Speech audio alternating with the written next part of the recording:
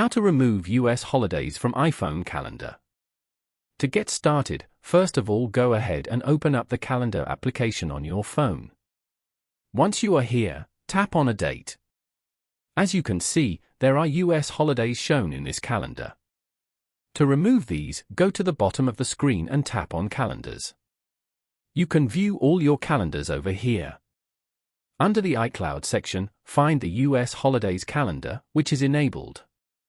To disable it, simply uncheck the US holidays option as shown. The checkmark will disappear, and tap on the Done button at the top right corner to confirm. As you can see, you have now successfully removed all the US holidays from your calendar. Following these steps, you can easily remove US holidays from the calendar on an iPhone. Thank you for watching.